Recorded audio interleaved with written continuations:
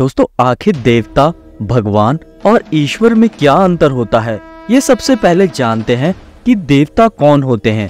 दोस्तों देवता का सामान्य मतलब देने वाला यानी कि दाता होता है। जैसे सूर्य देवता रोशनी देते हैं, जल देवता जल देते हैं। प्रकृति हमें जो भी कुछ देता है वह देवता ही देते हैं। और देवताओं पर भी माया का प्रभाव होता है। इंद्र, अग्नि, वायु, कुबेर जितने भी देवता है ये सभी हमारी तरह माया के अधीन होते हैं। इसीलिए हमारी जो लाइफ में जरूरत होती है सब हमें देवता ही प्रदान करते हैं। और देवता वो हमारे पास जो भी चीजें आती है वो सीधा डायरेक्ट नहीं आती, प्रकृति के माध्यम से ही हमारे पास आती है। जैसे कि हवा, पानी, सूरज की रोशनी, ये सब देवताओं का काम है, इसीलिए इन्हें देवता कहते हैं। लेकिन इंसानों की तरह देवताओं में भी माया का प्रभाव होता है।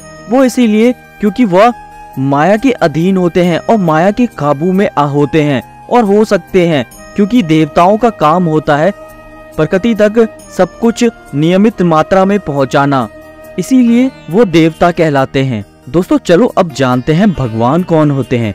दोस्तों अगर हम भगवान शब्द के एक एक अक्षर को अलग करें तो हमें 5 अक्षर प्राप्त होंगे, जिनको अगर हम संक्षिप्त करें तो हमें 5 तत्वों के नाम प्राप्त होते हैं।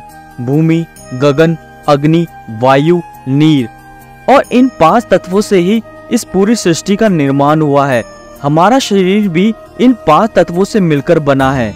और जिनका इन 5 तत्वों पर नियंत्रण हो वही भगवान है। जैसे कि दोस्तों श्री राम, भगवान श्री कृष्ण, हनुमान जी, परशुराम जी, महात्मा बुद्ध, महावीर, ये सभी भगवान हैं, क्योंकि इन सभी ने इन 5 तत्वों पर नियंत्रण कर लिया था और इनके साथ ही इन्होंने अपना जीवन व्यतीत किया था। और दोस्तों एक नॉर्मल इंसान के लिए इन 5 तत्वों पर नियंत्रण करना बहुत ही ज्यादा मुश्किल होता है।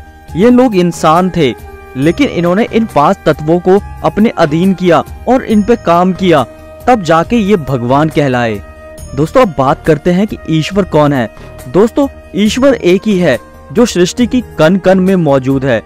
यजुर्वेद में ईश्वर के बारे में लिखा गया है, वो परमात्मा पूरे संसार को गति देता है, लेकिन स्वयं की गति उसकी शून्य है। वह अचल है, वह दूर भी है और पास भी है। वही पूरे संसार में अनुक्रमणों को अंदर भी है और बाहर भी है। दोस्तों ईश्वर को परमात्मा भी कहते हैं। ईश्वर अमर है, अजय है, अभय है और अकाय भी है। ईश्वर सृष्टि की कण कण में मौजूद है। तो दोस्तों ये है कि ईश्वर ही भगवान है और ईश्वर ही देवता हैं, क्योंकि ईश्वर ही सभी को चला रहे हैं, पूरी सृष्टि को चला रहे हैं, वो ईश्वर ही है। तो यानी पूरी सृष्टि को चलाने वाले ईश्वर हैं, तो देवता, भगवान, ईश्वर सब एक हैं, लेकिन ईश्वर ने ही सबको बनाया है और ईश्वर ही सबको चला रहे हैं। तो दोस्तों आपको क्या कहना है, आपका क्या मानना है कि भगवान, ईश्वर और देवता में से क्या डिफरेंस है और कौन क्या क्या है? हमें कमेंट करके अपनी अपनी राय भी जरूर बताएं। वीडियो अच्छी लगी वीडियो को लाइक, चैनल को सब्सक्राइब जरूर कर दें।